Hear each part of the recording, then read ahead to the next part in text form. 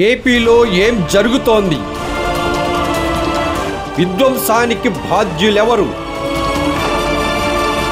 బాబు ప్రోద్బలంతోనే TDP శ్రేణులు దాడులకు తెగించాయా? YCP నాయకులు కార్యకర్తలపై ఆగని టీడీపీ దాడులు. ఏపీలో అరాచకం సృష్టిస్తున్న టీడీపీ. ఎన్నికలు మొదలైనప్పటి నుంచి కూటమితో కలిసినప్పటి నుంచి చూస్తా ఉంటే ముఖ్యంగా పల్నాడు ప్రాంతంలో టార్గెట్ చేసి అధికారులు మార్చడం దగ్గర నుంచి చూస్తా ఉంటే ఈ రోజు ఎన్నికలు అయిన తర్వాత ఈ వారం రోజు పరిణామాలు చూసినా కూడా మొత్తం వైఎస్ఆర్ కాంగ్రెస్ పార్టీ ఒకటే ఏదో గొడవలు చేసింది, తెలుగుదేశం పార్టీ వాళ్ళంతా సత్యహరిచంద్రులు, వాళ్ళు ఎటువంటి ఏం పని చేయలేదు అన్న ఇదిగా కూడా ఈరోజు ఎలక్షన్ కమిషన్ గానీ ఈ రోజు మొత్తం తెలుగుదేశం పార్టీ గురించి మాట్లాడే పరిస్థితి ఈరోజు చూస్తా ఉన్నాం. అదిగాక 13వ తారీఖు నుంచి ఈ రోజు దాకా మాచర్లో జరిగిన గొడవలు కావచ్చు, లేకపోతే పిన్నెల రామకృష్ణారెడ్డి గారి మీద వస్తున్న అపోహలు కావచ్చు, అన్నీ కూడా ఈరోజు స్పష్టంగా మేము ఒకటే చెప్పదలుచుకున్నాం. ఈ రోజు ఏదైతే ఎన్నికలు మొదలైనప్పటి నుంచి ప్రత్యేకంగా ముఖ్యంగా పల్నాడు ప్రాంతాన్ని టార్గెట్ చేయడంలో కూడా ముఖ్యంగా దాంట్లో మాచర్ల నియోజకవర్గానికి సంబంధించి ఎన్నికలు ఇంకొక 3 రోజులు ఉండగానే అధికారులంతా ఒకటొకటిని మార్చడం, ఎస్ఐల్ని సీఐల్ని మార్చడం, సీఐలు కూడా వాళ్ళ సామాజిక వర్గానికి సంబంధించి సీఐలు తీసుకురావటం, ఇవన్నీ కూడా చూడటం జరిగింది. ఈరోజు వాస్తవానికి ఈరోజు ఆ రోజు ఎన్నికల రోజు కూడా అనేక సార్లు మా ఎమ్మెల్యే అభ్యర్థి రామకృష్ణారెడ్డి గారు అనేక సార్లు చెప్పాడు. ముఖ్యంగా ఈరోజు వాళ్ళు చెప్తా ఉన్నారు, వాళ్ళ ఎంపీ అభ్యర్థి కృష్ణదేవరాయలు గాని వీళ్ళందరూ కూడా ఏం చెప్తా ఉన్నారు, మాకు పోలీసు ఎక్కడా కూడా సహకరించలేదు, పోలీసు ఇది చేయలేదు, పోలీసు బందోబస్తు పెట్టలేదని మాట్లాడుతున్నారు. ఈరోజు స్పష్టంగా మేము తెలుగుదేశం పార్టీ నాయకులు కానీ ఈసీఐని కూడా అడుగుతా ఉన్నాం, మీరు ఇంపార్షియల్ గా వ్యవహరించలేదని దానికి. ఈరోజు ఇదే మాచర్లో ఎమ్మెల్యే గారి గ్రామం అయిన కర్లగుంట కావచ్చు, కేపీగూడెం ఏదైతే కేవలం 4,000 ఓట్లున్న 2 గ్రామాలలో పక్కపక్క గ్రామాలలో 2 డిఎస్పీలు పెట్టారు మీరు. అదే ఒప్పిచెర్ల 5,000 ఓట్లున్న పక్కన తుమ్మరకోట, చింతపల్లి, పాల్వాయి గేట్ లో విపరీతంగా రిగ్గింగ్ జరుగుతా ఉంది, ఆ ప్రాంతంలో భయభ్రాంతులు చేస్తున్నారని చెప్తున్నా కూడా ఎమ్మెల్యే గారు కానీ ఎస్పీకి ఫోన్ చేసినా కానీ కనీసం స్పందించాల. ఈ రోజు ఆ రోజు స్టార్ట్ అయిన రోజు చూసుకున్నా కూడా ముట్టుకూరు గ్రామంలో ఆ రోజు ఆ తెలుగుదేశం పార్టీ వాళ్ళు పోయి ఎస్సీలని బీసీలని కొట్టడం గాని, ఈ రోజు అలాగే తుమ్మరకోట్లు అయితే దాదాపు ఈ రోజు ఈసీని అడుగుతా ఉన్నాం మేము, మీరే అన్నారు 9 దగ్గరలా ఈవీఎంలు పగలగొట్టారని. కేవలం ఒక్క రామకృష్ణారెడ్డి గారిది మాత్రమే ఎందుకు రిలీజ్ అయింది?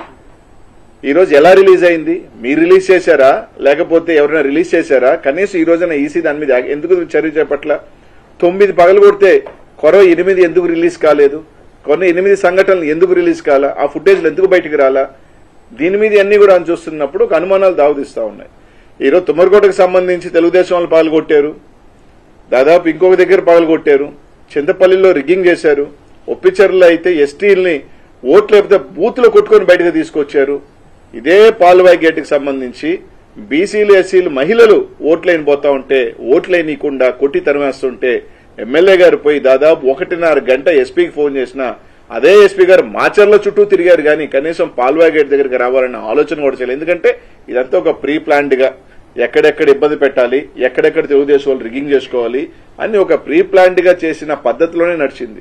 1.5 గంట సేపు ఎమ్మెల్యే గారు ఆడ నిలబడి ఈరోజు ఎస్సీలు గాని మహిళలు గాని వచ్చి బోరుమని ఈ విధంగా మమ్మల్ని ఓట్లనేది కొట్టి తరిమేస్తారని ఎస్పీ గారిని స్పందించకపోతే ఏ అభ్యర్థి అయినా ఎవరైనా ఏం చేస్తారు? కొన్ని కనువైన కార్యాలు దీనికి ఎవరు రెస్పాన్సిబుల్? దీనికి సంబంధించి అధికారులు రెస్పాన్సిబుల్ కదా? ఎలక్షన్ కమిషన్ కి ఈ ప్రాంతాల్లో ఒకసారి 7 బూతుల దగ్గర పగలగొట్టేస్తే రీపోలింగ్ ఎందుకు పెట్టలేదు? మళ్ళీ అక్కడే రీపోలింగ్ ఎందుకు చేయించారు? ఇదే తుమ్మరకోటలో మేము ఎస్పీ గారికి ఫోన్ చేశాం, సార్ అక్కడ భయపడతా ఉన్నారు, ఏజెంట్లు కూర్చునే దానికి కూడా ఇబ్బంది అంటే పోలీసు ఆడ కూర్చోబెట్టి వైసీపీ ఏజెంట్లు లేకుండా రిగ్గింగ్ చేయించిన మాట వాస్తవం కాదా? ఇది ఎస్పీ గారితో మేము మాట్లాడలేదా?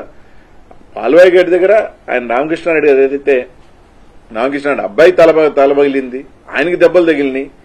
ఈరోజు అనేక రకాల అరాచకాలు తెలుగుదేశం పార్టీకి వక్తాసుగా ఈరోజు అడుగుతా ఉన్నాం. మీరు చెప్తా ఉన్నారు కానిస్టేబుల్ 2 గ్రామాలకు సంబంధించి డిఎస్పీలను పెట్టి కర్లకుంటలోను కేపీగూడెంలో ప్రతి ఓటర్ని ఇది నీ ఓటా అని మీరు చూసిన డిఎస్పీ గారు ఒప్పిచెర్లో గాని తుమ్మరకోటలో గాని చింతపల్లిలో గాని పాల్వాయిగోట్లో గాని ఎందుకు చూడలేదని అడుగుతా ఉన్నా.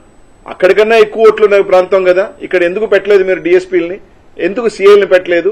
ఎందుకు ఎస్ఐని కూడా సంబంధించి ఎందుకు పెట్టలేదు? కనీసం దాని ఫుటేజ్లు రిలీజ్ చేయండి.